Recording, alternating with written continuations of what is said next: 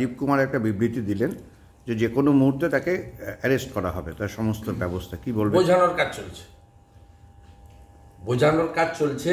जिसने भी लॉ उसके खिलाफ सख्त कार्रवाई करेंगे, जिसने भी लॉ को तोड़ा है।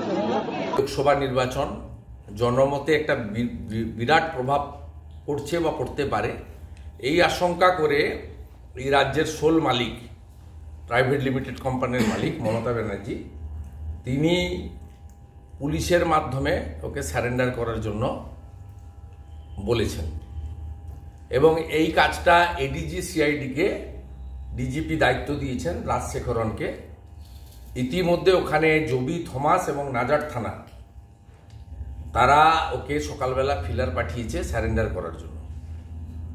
ইনিশিয়ালি শাহজাহান পুলিশের লোকদের ওকে বলেছে যে আমি দরকার হলে মৃত্যুবরণ করতেও রাজি আছি, সারেন্ডার করব না।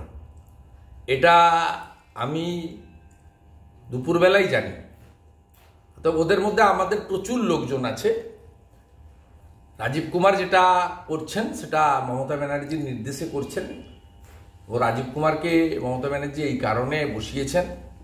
রাজীব কুমার যেদিন ডিজিপি হন তার পরের দিন যেদিন পিসির বাড়িতে গেছিলেন প্রথমবার, প্রথমে পিসি, ভাইপো এবং রাজীব কুমার ছিলেন।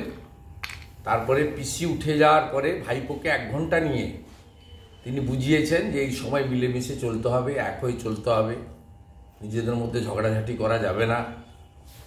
অতএব এইসব কাজ করার জন্য রাজ্য পুলিশের ডিজিপিকে নিয়োগ করা হয়েছে।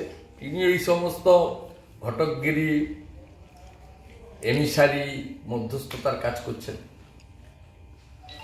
অ্যাকচুয়ালি